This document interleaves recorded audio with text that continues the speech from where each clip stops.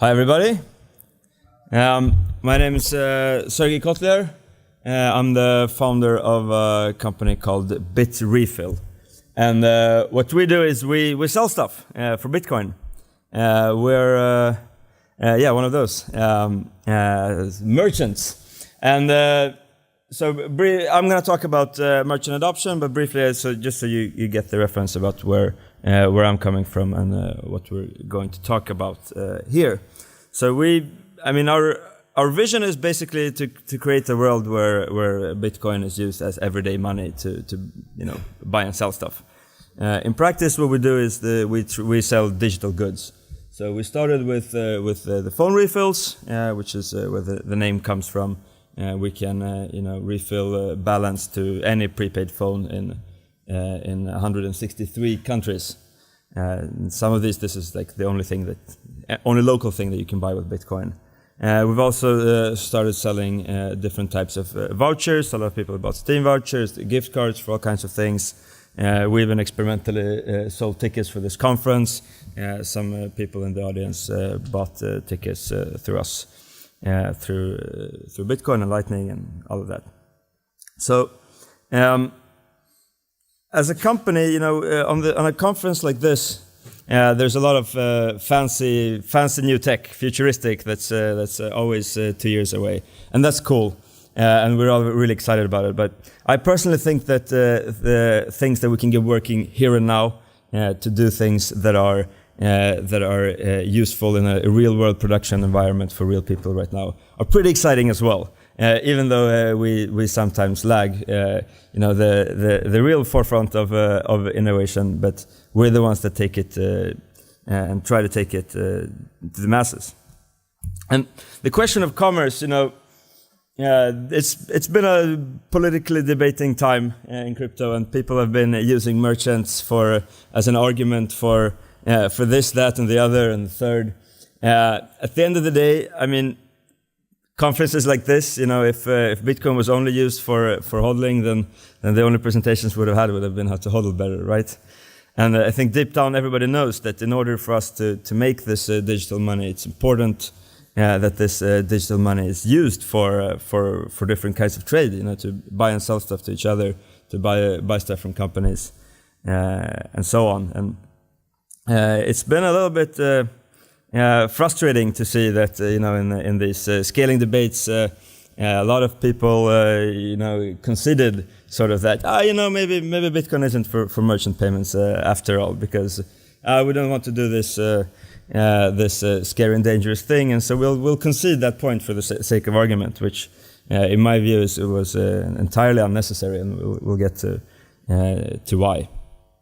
But like many things in Bitcoin, merchant stuff has had a bit of a false start. We technologists get excited, we build something, we start marketing it, or we give it to the marketing people who start marketing it, and sometimes it happens that things are a little bit going up prematurely, and then things change and happen that to some are predictable, to others are not, and then chaos erupts. But I'm going to talk about that a little bit as well. But in this presentation, I'm going to talk about three things. So first of all, I'm going to talk about the fee thing. And don't worry, it's going to be a short part. But the best of all is that after that, we will never need to talk about the fee thing again. We will close that topic proper and for all. We'll also talk about the UX challenges of selling stuff with Bitcoin. Sort of. I had one version of this, which was basically me doing 45 minutes of customer service on stage, but someone said that was a bad idea. So I'll talk high level about that, and of course I'll give you guys an update on some of the things that we've been doing with Lightning and share some numbers. People seem to be eager to hear about that, so that's going to be this presentation. So the fee thing. We all know 2017 sucked. Fees were high. This is a problem, especially for someone like us. Here's a chart. So the green dots here is the percentage of orders that someone makes on our site. When someone makes an order, this is the percentage that actually receive a payment. right? So when you see the dips there, that means that more and more people click on make an order, and then they open up their wallet and they say something that they don't like a high fee, and they say fuck that, and they kind of drop off. And we can kind of see that, you know, when the fees were spiking, especially in December, it sort of it was a bit of a hit on our last conversion step. And this is actually even worse if we split by country. So you can see that in the high-income countries, which is the green line here, people were a little bit less sensitive to the fee spikes. But everyone here is, I guess, Bitcoin rich, so we care less. But we can see that in other countries, people actually cared more.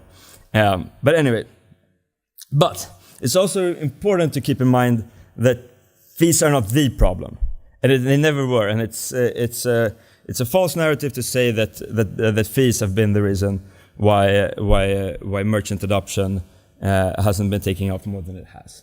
So some examples on this topic is, you know, sometimes it's interesting to observe things we see, but sometimes it's interesting to observe things that we don't see. And so here's a couple of things that we didn't see in 2017. For example, there's a company called BitPay that there's a famous merchant service business that enforced a rule that's called BIP 70, which basically means that you need to scan the QR code of a payment, and you need to do it with certain wallets that are compatible. But it also means that they made themselves incompatible with basically every exchange, with Coinbase wallet, with the Blockchain Info wallet, with Xapo wallet. So I mean, you know, pretty significant user number wallets. But you know, if we look at Twitter, we saw a couple of maximalists upset about that it didn't work with Samurai, but you know, they didn't see the massive outrage that such a thing would have caused. And I'm not showing that slide, but we did a blockchain analysis and saw that they lost like half of their traffic, and we still like didn't see that big of an outrage, which is interesting. Another thing that we didn't see is, you know, if fees were going to be here to stay, then there would have been a use case for payment service businesses, like in the traditional sense, where you know you like a TransferWise for Bitcoin, where you pay inside of Coinbase and you receive money inside of Xapo or things like that. Didn't happen. And we saw a whole lot of cryptocurrencies and altcoins that all promoted themselves as fast and cheap.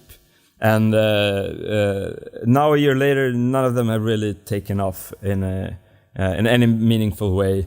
Dogecoin still seems to be kind of the king of the low-fee coins. So and it's also quite interesting to see that, like, a lot of these altcoin teams, they do a lot of good work promoting it, and many of them do things that are similar to what happened in Bitcoin in like 2013. But we also see that, you know, they're trying hard, they're trying different things, and it's important to look at what they do and learn from it, but also see that, you know, maybe something there isn't working. I don't know. But anyway, fees are and were a big problem for us, as you remember. And so, and especially we as a company, so our like average order is you know, below 10 euros. So, and we have orders all the way down to I think the lowest possible one is 10 cents. So it is a factor for us, and we had to take action. And we over the course of 2017, we kind of like had to spend a lot of time staring at the mempool. It's actually a fun hobby. I don't know. Some people here sneak at the football scores on their phone. Sometimes I sneak a peek at the mempool just to see how it's doing. But it's important to know about fees, that the fees are not a problem in the way that people think. And most importantly, it's not one problem; it's actually several different problems. Only one of which is the fee problem that people think. So. Okay, the first problem is, you know, if fees are estimated badly, and this was largely the case for much of 2017. If a service estimates fee too high, then the user complains that Bitcoin is expensive. If the service estimates the fee too low, then that means that the transaction never confirms, and the user is stuck with it. Which, so there's like a sweet spot there. We also saw that a lot of services were really badly optimized, not just when it comes to fee estimation, but also just, you know, in their use of on-chain resources. I'm talking about things like SegWit, but also pretty simple things like transaction batching, which we noticed that a small amount of large entities actually contribute a big chunk of all transactions on Bitcoin, and they weren't so well optimized. And so we made a I'm not sure. Oh yeah, so we made this tool, transaction fee info, just as an educational thing to get people to type in your transaction ID. You can look it up, and if you think that your service overcharged, you can complain to them, sort of. Which kind of that and some other things worked because these days that situation is much better. Then there were services that would charge a transaction fee. And they from the user, and then they would say that this was a Bitcoin fee, but really they just pocketed most of the money, which was kind of it's a sneaky thing, but most importantly, it kind of hurt the reputation of Bitcoin. But even worse is that some of these services would deduct a fee from the paid amount without informing the user. And for us, if we expect a certain amount and then it comes minus a fee, this creates a customer service ticket. We have to resolve it. Either the user pays us more and then they're mad about that, or we refund them or something. And then there's, of course, the sudden fee increase situation in which the user and the wallet did everything right up until this point, but someone, I don't know, say Binance shows up and makes 20 megabytes of super high paying fee transactions, and so the user gets stuck waiting.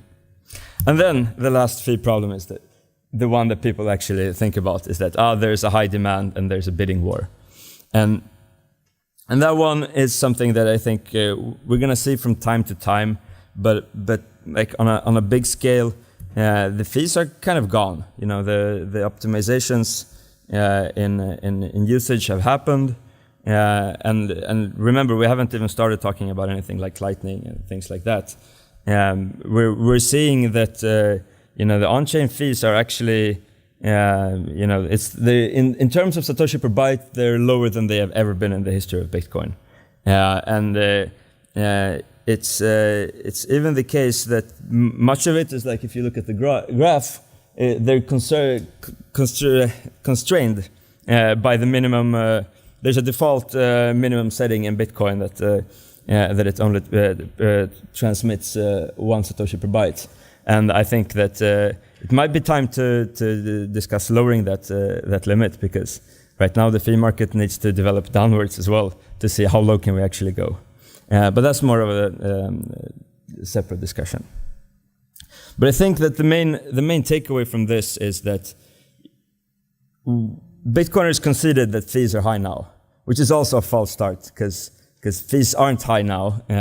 Fees were high for a month and a half in December of last year, and I think that it's time for us to assume the narrative that we who were here in 2017, we remember the high fees, just like those who were here in 2014 remember empty GOX. But that's a problem that has passed and has been solved in many different ways, with many different strategies, and by different altcoins as well. It's not an issue anymore that we should be talking about. So let's talk about the UX instead. So here's most people I think here have seen something like this. This is our from Bitrefill, our payment screen. When the user places an order, this means that we're going to be listening for exactly that amount of Bitcoins to exactly that address. And you have to keep in mind that Bitcoiners, not all of them speak English. Not all of them, even if they do speak English, some of this stuff doesn't look like English to them. And that after this screen, the user needs to do something which is outside of our control. Right? The user needs to do something with their wallet, and they have 3 different options of what to do, and I think those who are UX versed know that it's generally a bad thing when the user has 3 ways of accomplishing. It's better to give them one way and sort of force that way. But anyway, there's 3 ways the user can scan the they can scan the QR code, and usually everything is fine when they scan the QR code. I'm a big fan of the QR code. The other options is that they copy and paste. They will copy the address, and then they will copy the amount into whatever utility they use. And then there's a third option, which is to open a link. So it starts with Bitcoin colon, and supposedly it's supposed to be handled by the browser to do the right thing. Best case, it will, if you click that link, you'll get to something that looks like this, which is the good case. In a realistic case, you get to this. And if you add to this that you don't speak super much English, and generally the Bitcoin world is full of scams, this is scary and strange and bad, right? And if you think it's better on mobile, this is what it looks like on an iPhone. It will pick a random wallet, or at least I haven't figured out which wallet it recommends opening. But you know, I have all of the wallets on my phone. And anyway, so we polled some of our users on Twitter. So this is a small survey, and it turns out that 50% scan the QR code, and this is good. For them, life is usually pretty good. But we say that 40% do the copy paste song and dance, and the copy paste song and dance creates so many different issues and bugs. And for those who have been following the BIP70 debate, that's actually one of the good things about BIP70 is that you get rid of copy paste entirely. And I'm going to tell you a little bit about why I don't like copy paste. But then, so we did another survey as well, where we asked people, where do you keep the coins that you're paying with? And again, some 50% keep them on their phone, 20% keep them on the computer, 10% pay directly from an exchange. And I'm pretty sure this number is low. That there's a certain people are embarrassed to say that they're doing this. They are doing this quite a bit, and it's causing customer service tickets. Anyways, so let's go through these issues really quick. Okay, the simple issue is if the user types in the wrong amount, right? If they pay too little, then they, if we're lenient with that, we were for a while, but then there was abuse, so we stopped. But if the user sends too much, then we within half an hour we'll have 10 different emails with people who say that they sent us all their money and please refund, which is scary for them. Sometimes users will type in the fiat equivalent amount, and this is for those making UX. Please don't do that, because we're expecting usually an exact amount in Bitcoin. And probably our exchange rate is different than whatever service is using it. So it looks a little bit like, say you have something like this. This is a standard send Bitcoin screen. And if we're expecting 0036 BTC, which is something around 20 euros. But if the user types in 20 euros instead, which is easy to do, especially if you don't speak super much English or don't super understand what this Bitcoin thing is all about, then suddenly we get the wrong amount, which creates a ticket. Other things, we already discussed that some services will deduct a withdrawal fee, which is fine, but you have to present that to the user and don't deduct it from the amount that is being sent, because then there is money missing and we have a customer service ticket.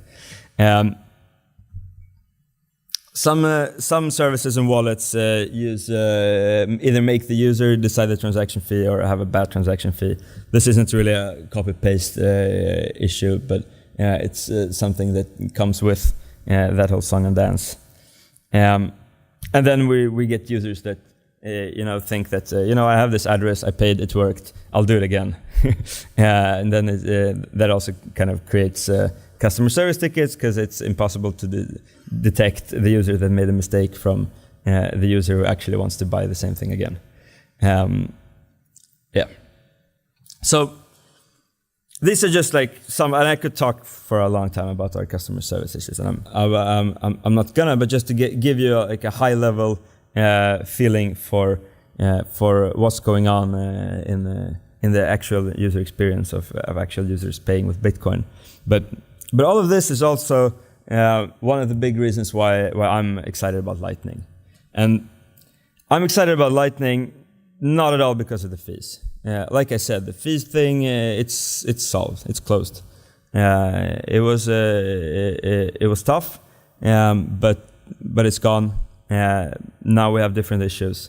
But what I like about Lightning is that as a payment protocol, it solves a lot of the UX issues that we're having, and it generally makes for a better user experience, both for the user, and it makes life a lot easier for the merchant.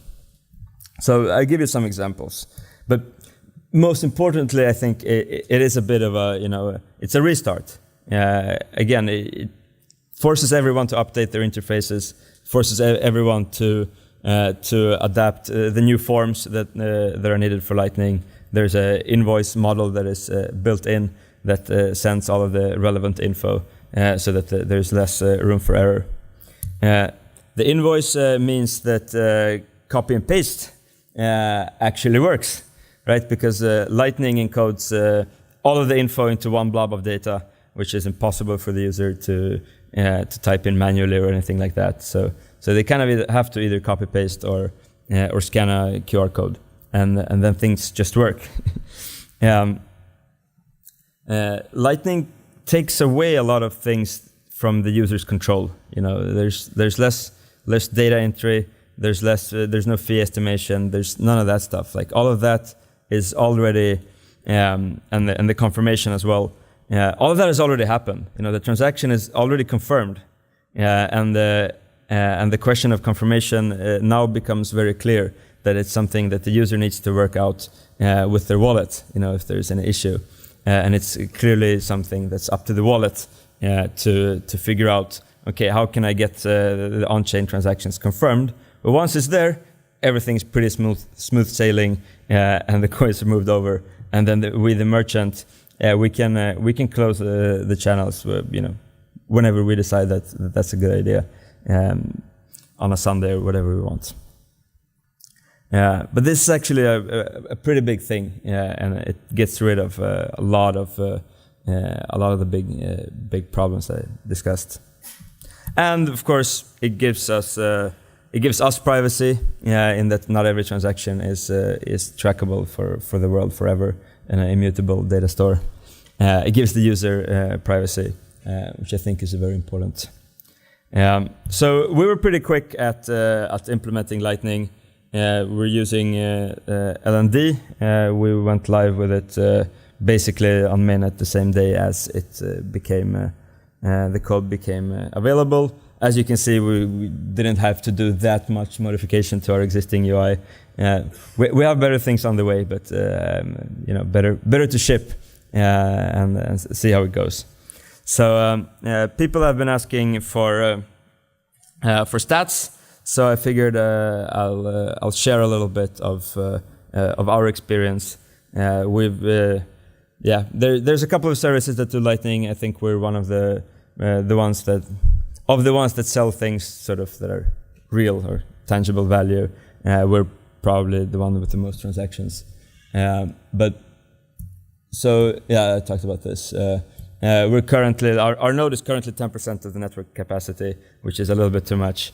But whatever, we might rename it to the centralized hub to kind of spur people to make their own big nodes.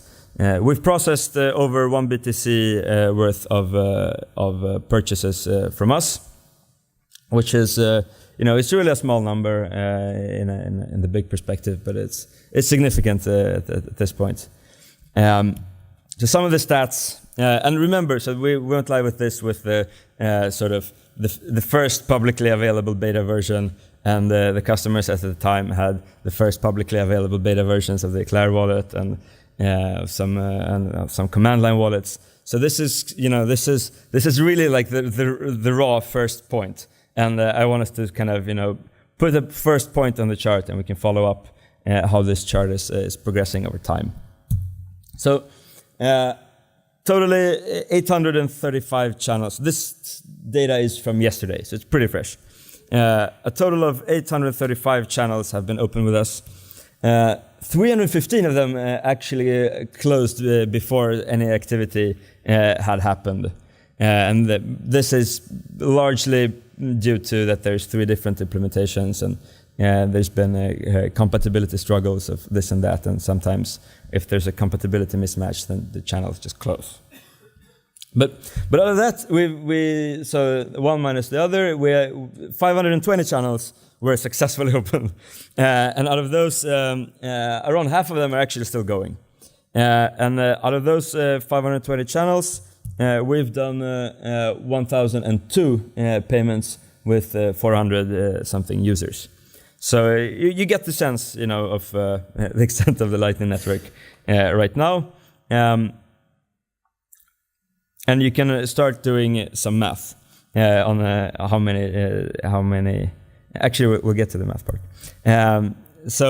But except for that, we also forwarded 1,270 payments to something else, and 921 of them were micropayments. So payments below the dust limit, which exists in Bitcoin, that you can't send less than 546 satoshis worth.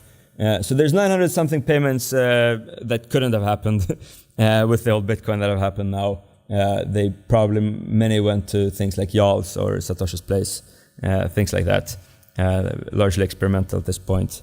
There were still around 350 regular sized payments. Guessing some people bought Blockstream stickers and things like that. So in total on all of this, with 769 on-chain transactions, so 520 to open and then 200 something to close, we've generated some 2,000 total payments. Some of them are micropayments, and we still have a bunch of those channels left, and we still have 2 BTC worth of incoming capacity left, which I think is pretty good, especially considering this is the first point on a chart that we all expect to be growing. So a final thing is, people keep discussing this question. What's needed for commerce to take off in Bitcoin, and it is a big question, and we all kind of want it. And I don't know, but I'm guessing nobody spends more time thinking about this question than we do. I still think it's a largely uncracked problem that we're trying to be the ones to crack. But one important thing to keep in mind is, we talk about the UX issues and the fees and all of that, but I think the main sort of factor is that outside of like novelty value or forced value, when you need to buy illegal things and so on, people will spend drugs. People will spend.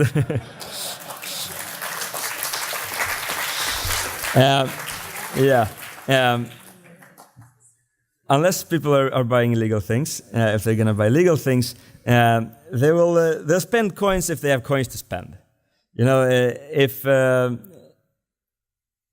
Bitcoiners have a mental arithmetic in their head that goes on. Should I spend my Bitcoins or should I spend my regular money? And it depends. It depends on the situation. If the person feels that they have more Bitcoin than they would like to have compared to their holdings, they'll spend their Bitcoin. When Bitcoin goes up, people spend it. or people who earn Bitcoin and maybe actually many of them don't even care about Bitcoin or decentralization or any of the things that we discuss here. They are quite eager to spend their Bitcoins, trying to get rid of this scammy currency. But that means that also not everyone who has Bitcoin, not anyone who transferred some coins to Kraken, transferred some money to Kraken to buy some Bitcoins, probably that person isn't going to be buying stuff with them, at least in the beginning. It's an investment for them. And I think that something that we think a lot about on Bitrefill is, how can we make a world in which more people have coins to spend? How can we? Because there's a huge demand for this. That there are people in all kinds of parts of the world that are looking for opportunities to earn coins. Because people know that they are valuable and they're good for things. Because you can buy stuff on Bitrefill and other things as well. So there are people who are eager to work or do other things to earn coins, and this is an area where I think that we want to see there's a lot of opportunity for innovation and figuring out how we can build an economy in which people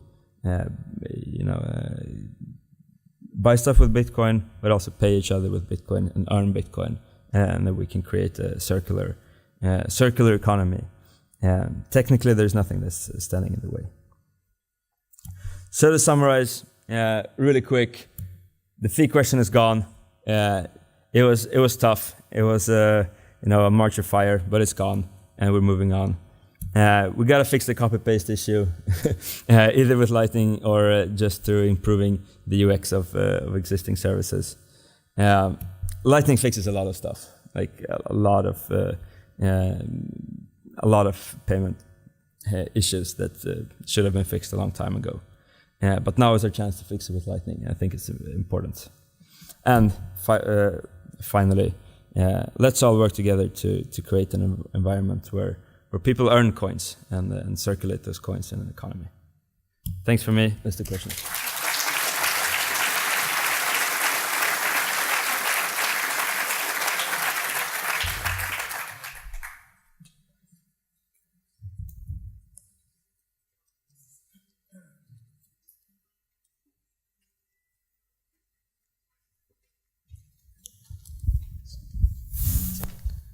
Hey, Sergey. Thanks for the talk. Just a quick question about the stats on channels. Does it include the private channels? Yeah, that includes the private channels. So you can actually take that number and you can compare it to the 1ml public channel figure and see. Thanks. Subtract the one from the other.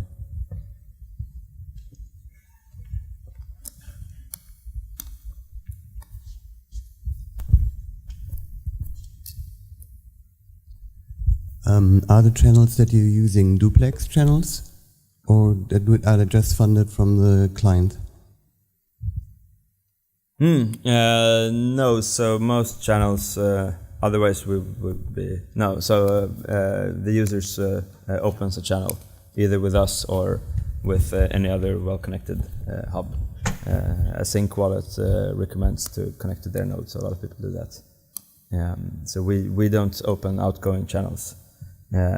Other than on like special cases when we see that there's some node that there's a lot of funds flowing to, and we see Satoshi Place taking off, maybe we open a channel with them because so people can send to there. It's still like at this point it's still a little bit of a manual process. You have to look around in the network to see who to open to. Hi, I did a bit of research a while back when the fees were really terrible, and I found that when the fees rose, actually where the block fill percentage got to around 15% of the maximum capacity of the block, miners were then being incentivized to do a fees attack, essentially spam the network with high fees with dust to force the price of the fees upwards and therefore increase their profits in mining if you're a very large mining pool. My question is, do you foresee any issues because we're at really low fees right now because we're out of that danger band? But if the fees start to creep up, as people start to adopt Bitcoin and need to open more channels onto the Lightning Network, do you see problems where we might get into that regime again where we're within the danger zone of the block fill getting congested and then miners spamming it to complete standstill like we had in 2017? So there's a lot of questions in that. I guess the question is about spam transactions and them driving up the fee. So I've actually been quite vocal in digging into the spam, and there's a lot of things that people call spam that actually isn't spam. So there's been a lot of crying wolf pointing at things that are actually perfectly fine wallet consolidations. There has been things that look like spam attacks. So it is still a valid question. I think in the end, the nature of Bitcoin is that there is a constant bidding war between whoever pays the most gets to get their transaction fees in. So kind of by design, the legitimate, within quotes, users will need to outbid any attacker, also within quotes, because it's impossible to really differ between the two. In the end, there's so many different ways that you can transfer coins. We have Lightning, which is amazing, but even if we don't have Lightning, we can still do off-chain transactions. Like we at Bitrefill, we implemented an integration with Coinbase, with Xapo, with local bitcoins, so that people can do transactions, outside of the network at all. And if that actually was a thing, then we would just see people use those things instead. So there is like some type of equilibrium that will have to happen, and exactly what level that will be is probably a little bit tough to say at this point, because there are things like what you say, that there are some actors that might be incentivized to spam, but on the other hand, there's other things that would be incentivized to relieve the fee pressure. So I don't know, and it's like much of the spam attacks were actually just abuse of custodial services that have bad fee estimation. I'm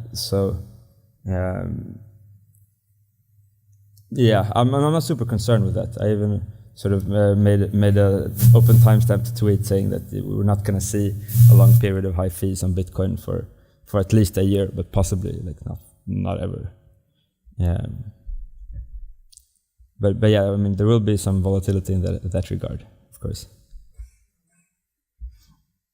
All right, thank you.